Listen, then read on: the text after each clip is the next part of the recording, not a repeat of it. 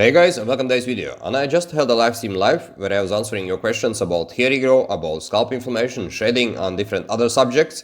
Plus, I was also sharing my experience of different treatments and what to expect regarding DHT blocking and what to expect by microneedling and minoxidil. And if you didn't have time to attend live stream live, this is recording. Check it out because there is a lot of valuable content that you can implement in your hair regrowth strategy right away. Alright guys, and welcome to today's live stream. And today I'm going to hold a quick presentation, and afterwards I will check up the questions that you have added in chat box. So basically I can start with things that often comes up on my comments on my YouTube videos, is a question about what kind of results one can expect, what to expect from different treatments. And I want to start basically this live stream about answering this question so you kind of can see in the perfect scenario what you can expect from the treatment if you are doing everything correctly and implementing all the strategies. And basically, I want to share my own pictures, what I was able to achieve with treatment myself, and I will share my screen now. So basically, let's see if I can get it up. Okay. So basically, this is my here in the kind of when I was taking Finasteride for 2 years and doing different other things like supplements and different topicals, I was able to achieve this kind of results, right?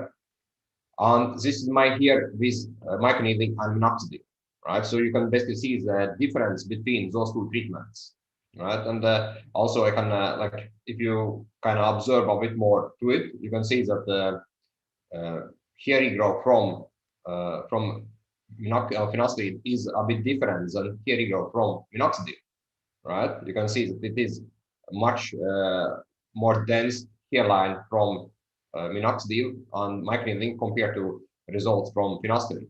And my results from finasteride were still very good, and I was very happy with the results. But you can see the difference is quite huge compared to those two treatments.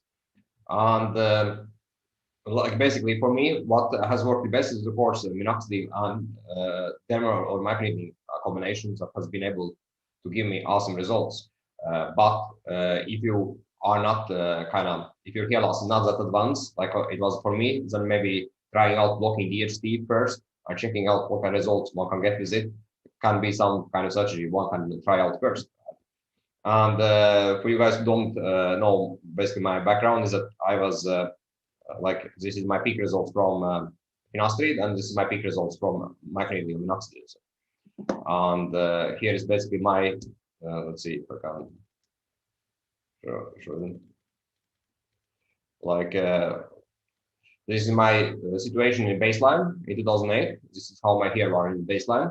And after doing or taking finasteride for 2 years, I was able to get this kind of results, right, from this baseline to these results. Then I got scalp inflammation, and 4 months later, around 50% of my hair fell out from the peak results. And then I sold scalp inflammation in 2013, and this was how my hair were looking afterwards. And I then started with growth stimulation, and I was able to get this kind of results. And basically, you can see that for me, what worked most is basically doing microneedling and minoxidil, of course.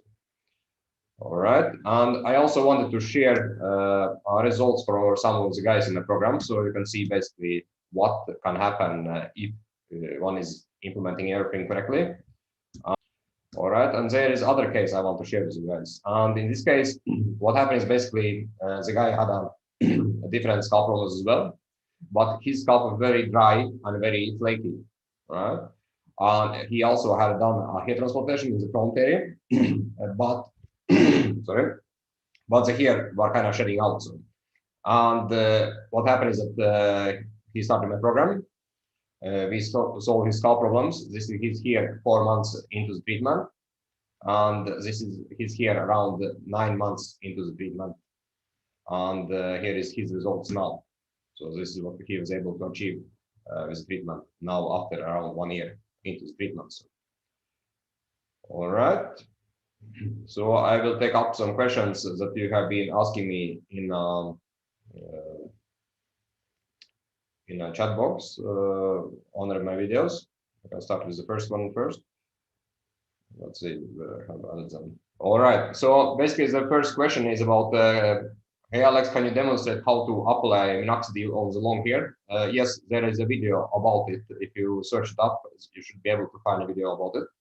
How to apply minoxidil if you have long hairs, because I did have a long hair a few years ago. I did test it to check how actually long hair I could grow out with minoxidil, and there is a video for it when I apply. The problem with long hair is that it is more messy to apply anything on it, and it also takes much more time to take care of the long hair. That's why I prefer to have short hair. So. Next question is about what is your dose and frequency of finasteride, and basically I take it daily, and I take it 0.5, and I have been doing it since I started with my hair treatment plan in 2008. All right. Next question is about hey Alex, I've been using minoxidil from the past year. Initially, I had benefits, but hair fall resumed. So I have started taking 0.75 finasteride. I have no sides, but how much should I wait to hair fall to stop? If not trigger, how much will it take to stop hair fall at 0.25? Again, if your hair loss, if you started with finasteride or DHT blocking just recently, then it will take possibly around 4 to 6 weeks before you actually start to notice less shedding, right? And if it's just DHT that is causing it. If it takes longer or there is other issues, then you basically will know that if shed doesn't decrease after 6 weeks, then there is most likely something else that needs to be addressed in your plan and is causing problem. All right. Next question about how to remove sebum from minoxidil. I guess you mean flakes. And I did show in previous live stream, how I do it. And basically, what I do is that I brush it away. Right, I use a brush to brush away flakes from minoxidil, and it is very effective. But you need to be sure that you don't have any scalp conditions or any other issues, because if you do brushing, it is easy to pull out hair as well. Right, so your hair needs to be strong before you start to do it. But it is important to remove minoxidil flakes because they basically can cause issues by itself as well on the scalp, and they're not that easy to wash out with shampoo either. Next question is about microneedling 1.5. Do I use it until bleeding? No, I don't. I stopped it before there is no bleeding when I use it. So. Next question about, hey Alex, what do you think is better, derma roller or derma pen? I would say that it is about the same. Right? It's microneedling is microneedling, and derma roller is more efficient way to do it, right? Because you just roll over your scalp and you are done much faster. If you do use a derma pen, it will take most likely a double of time to do it. And I feel I have better control when I do it with the derma roller than derma pen. But all of them work, right? It's microneedling, and all of them work and have effect. It's just basically about how big areas you want to kind of treat, and how much time you have to dispose of to actually do it. So. Hey Alex, can I start my treatment with minoxidil? How long minoxidil works for male pattern baldness?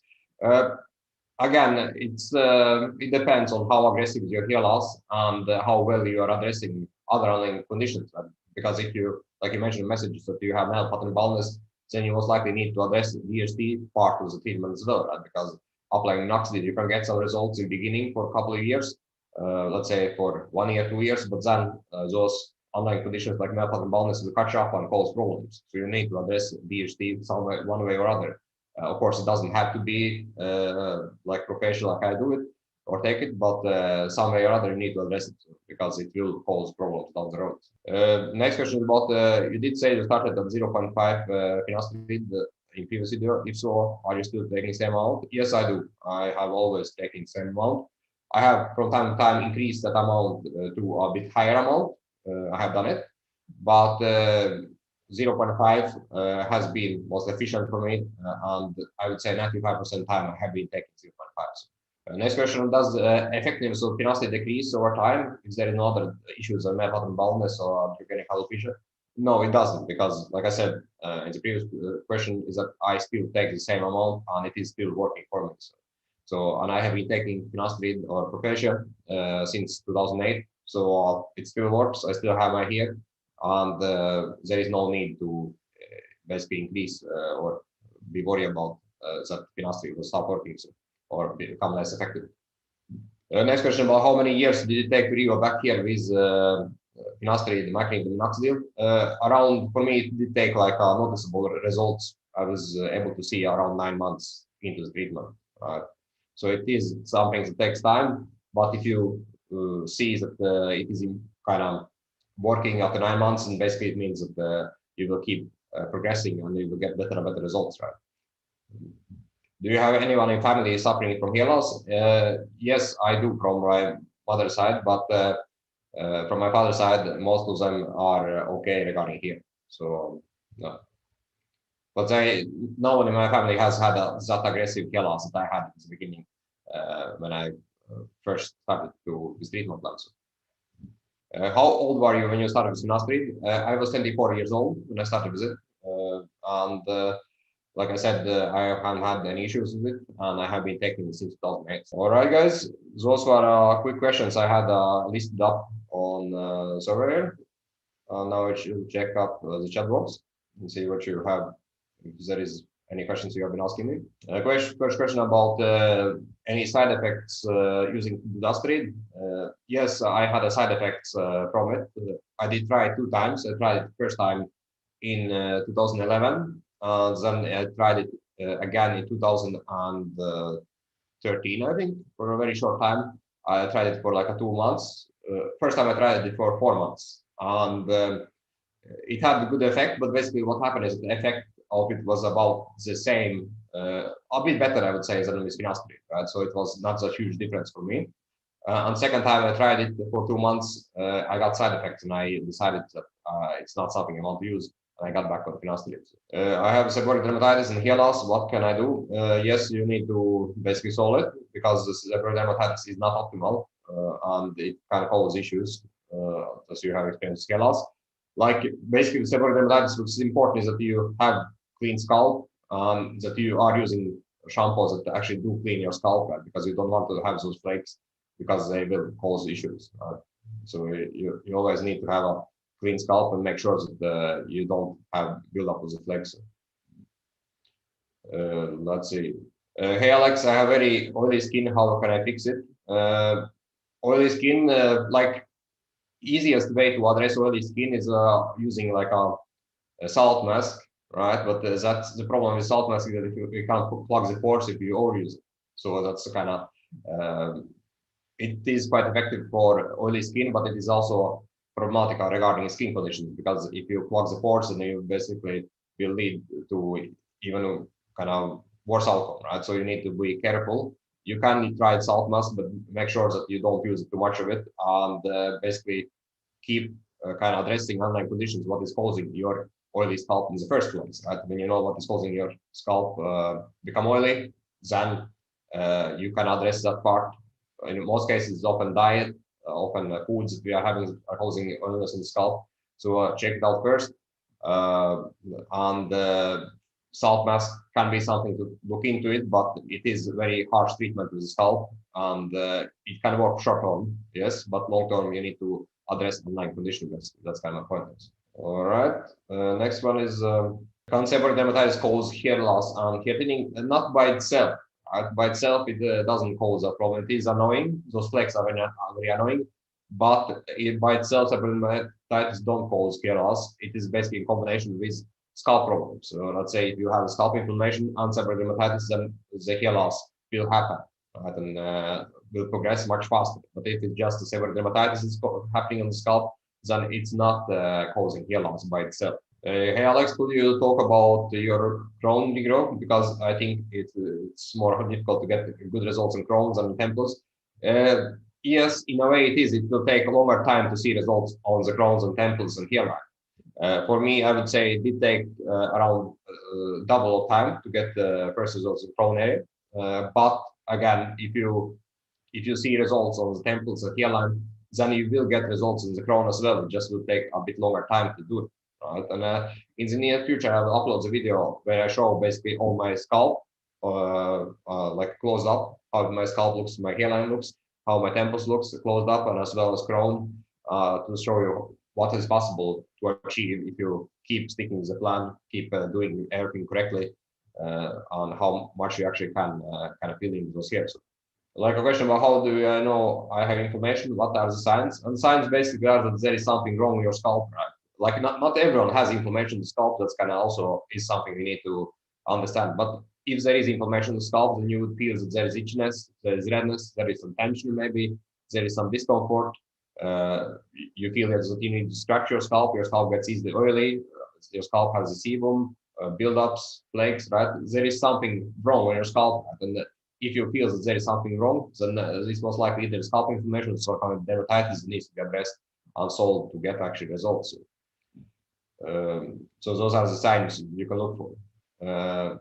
Hey Alex, is it enough to start with propagation 0.25 or more like 0.5?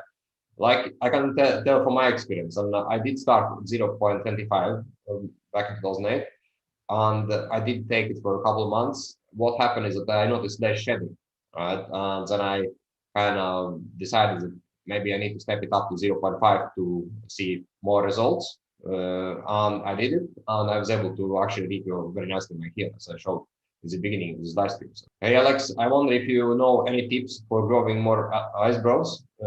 Like you can try microneedling, you can try some copper peptides. There are some solutions in the market that has been quite effective for eyebrows. So you can check it out. I will not definitely. I wouldn't apply minoxidil on my eyebrows because I don't like to add it apply it on face. Like for example, when I apply minoxidil, I'm always careful not to drip down minoxidil down my face or those kind of things. But there are other ways, right? You can check out microneedling and check out copper peptides. Maybe they can be helpful for you to address eyebrow issue in your case. Hey Alex, do you take vitamins for hair loss regrowth? Yes, I do. I have basically what I do is that I specifically address vitamins from kind of deficiencies I have, right? So I don't take like in the past. What I did is that I did take like a 20 plus 30 different supplements or vitamins, minerals, all this stuff to kind of try to address my hair loss issue and my inflammation. But that's not the right way to do it. Right? You need to basically find out what is kind of deficiencies, what kind of things are causing problems. Are you having scalp inflammation? Are you having other issues? And then from that on, you need to build up your supplementation, not take a bunch of supplements that you don't know if you have a need for, right? That's kind of you kind of do it in a smart way, right? Not add a quantum of different supplements without kind of addressing what can be possible problems.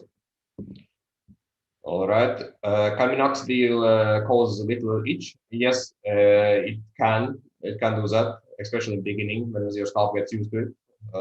And again, it depends on the itch. Like, is it itch that happens after application, or is it itch that stays on your scalp all the time, or is it itch that happens, let's say, next day if you haven't washed it, minoxidil out again? Right? So there are several things you need to, or different itch possibilities, right? And like if the itch that stays all the time on your scalp after applying minoxidil, then maybe it is something else that is going on. Maybe your scalp is reacting to alcohol or ethanol or minoxidil, and it's not that optimal, right? So you need to kind of be more specific what kind of itch you mean by it. So, derma pen seems to cause less micro injuries. On the contrary, derma pen is faster for me. Yes, sure. Definitely. Hey Alex, what do you think about taking finasteride 3 times a week, say Monday, Wednesday, Friday, or should I take it continue every day? For me, most effective has been to take it every day. That's for me.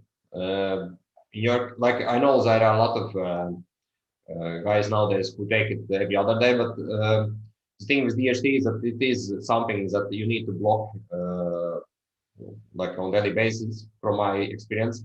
And also life cycle of finasteride is quite short, right? So if you take it every other day or 3 times a week, I don't think it has the same effect, at least not for me. Right? And again, it depends on how sensitive you are to DHTs. How to block DHT? I will insert a bonus video at the end of the live stream to show you different ways to do it. Because like in my case, I take finasteride, but there are several other ways to do it. Finasteride is just one of the ways. Next question is by, hey Alex, I'm using finasteride, ketonozole, and minoxidil. They have hair loss. How to troubleshoot? And basically, you need to find out what is happening. And this is something I address in the program. I find out what is the main cause of your hair loss. So basically, if you are on a big tree and you still have a hair loss, that basically means there's something else that is wrong, right? You need to find out what it is. And in your case, I need much more information about what is happening to actually troubleshoot your problem. So, hey, I'm taking finasteride for about 2.5 months, and I did work on Crohn, but nothing on the Crohn. Like again, 2.5 months is very short time, right? And if you do see improvement with Crohn, then most likely you will see also improvement with Crohn after some time, retrospect longer time, because hearing or thickness of the hair not necessarily happens at the same time all over the scalp. Hey, tell us about how to control the minoxidil cycles and shedding cycles. Yes, you need to make your hair strong, right? If your hair are strong, they are less likely to shed. And making hair strong, basically, you do it by diet, you do it by the supplementation, do it by blocking DHT, and making sure that there is no inflammation, there is no dermatitis, and then the shedding cycles will be much shorter, and they will become basically much less noticeable. So, did you have scalp inflammation? If so, how did you identify treat it? Yes, you basically need to find out what kind of scalp inflammation you're having, because let's say if you have there are many different types of it, and you need to find out what kind of type you're having, what kind of conditions that is actually happening there. You need to troubleshoot and find it out, right? Because let's say you can't try ketoconazole shampoo. If it doesn't work, then basically it means that there is something else that is going on your scalp that needs to be addressed. I took 0.5 mg of Finasteride every day, and it worked very well for me. Good, awesome. Especially in fountains, a big difference. Yes, of course, the same. I had the same experience. How long do you keep your hair after quitting Finasteride? Yes, for me, if I stop with Finasteride for more than 3 weeks, my shed would increase. So that's kind of my experiences.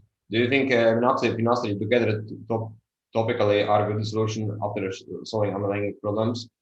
Yes, most likely it is. Yes, but you need to solve those underlying conditions first, because when you apply anything topically, it is much like the scalp will react much more if you apply topically than taking internally. Right? So you need to be sure that the scalp is in perfect conditions to do so, especially if you are doing combinations in finasteride.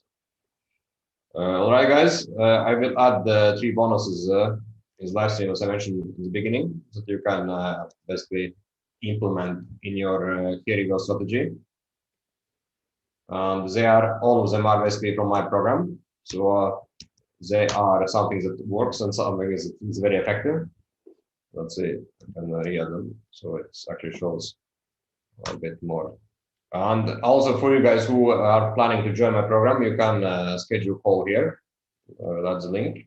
And if you have been following my YouTube channel, you know that I have been dealing with this hair loss issue since I was 18, and I was able to recover from it and get the hair I have now, and I have been able to keep them for quite some time. And I know that doing this hair loss thing is very challenging, right? So if you need help with it, if you want to have a structured plan, you can schedule a call and let's talk and see how my program can help you. All right, I can take a few more questions before we end today. Let's see. Next question is from Hey Alex, what is the best Finasteride brand? It is basically like Finasteride. As long as it is Finasteride, it doesn't matter which brand it is, right? Just make sure that it is Finasteride. You don't get some kind of fake version of it. But in my case, I do take preparation, and I need to get it from prescription from the doctor, because in Norway we cannot buy Finasteride online, right? So I do take brand preparations. Hey man, I've been watching your work for quite a while now, and I started finish Finasteride last month. I noticed my hair started to shed, and how after taking the first pill is it normal? It was quite fast reaction. Maybe if your hair are not that strong to begin with, it can happen, right? But again, reacting from the first pill, it sounds a bit strange. Usually shed happens after the first 2 weeks of taking finasteride. Like this has been at least the case for me, and what I noticed from the guys in my program as well is that if they take DHT blocker like finasteride, the shed doesn't happen right away, but it happens after 2 weeks. But in your case, maybe your hair are very peak, and in that case, it is a possibility. Right? Sometimes I forget to take finasteride. Does this affect anything? Yes, of course. You need to be sure that you continuously take. Right? You don't want to have a like take it different times or forget on the skips days. Right? You need to be consistent with to have effect from it. So, do you have any knowledge about topical finasteride and minoxidil in the same product? Yes, I do. So, and it do work. Of course, it do work. Right? It just basically. Uh, to make it work, you need to be sure that your scalp again is healthy, right? Because, like I said previously, if scalp is not healthy, anything you apply topically will basically lead to more shedding. So, how long it take for you to regrow your hairline? It did take for me around, around 9 months. I would say. Like when I first was very happy with my hairline, it did take around 9 months. And basically after 9 months, I kind of forgot about hair loss because my hairline was so perfect. All right. Is shedding on the 6 month of finasteride normal? No, it's not. Right, you should not be shedding after the 6 months of taking it. Like I said in the beginning of live stream, like a 4 to 6 weeks, shedding is fine. But if you are shedding more than 6 months, then it's basically something else that is causing it, and you need to find out what is happening. So, all right, guys, I will end for today, and check out the bonuses that I added. And for you guys who want to join my program, you can schedule a call in the link that I added as well. Yeah, we speak next time. We have a live stream after 2 weeks. So enjoy this one. Cheers. Hey, it's Alex, and if you did find my content valuable, you need to check out the training videos that I have made. And basically it will show you my personal journey of stopping my hair loss and getting full set of hair without doing any investing methods, and it also will show you how I was able to help other guys do the same. And you can find the link below this video in the description text, and basically it will help you to avoid wasting your time and energy on hair loss treatments that just don't work. And over the years I have seen so many guys who try different methods and different treatments and they don't get results and they kind of give up solving their hair loss issue, and I don't want you to be one of those guys. Also, if you do enjoy my content, subscribe to my channel because I upload 3 new videos every single week, and I also hold a live stream every other week where you can ask your hair related questions and get answers them live, plus I give away bonuses for subscribers who attend live streams live. Thanks for watching and see you on the next video.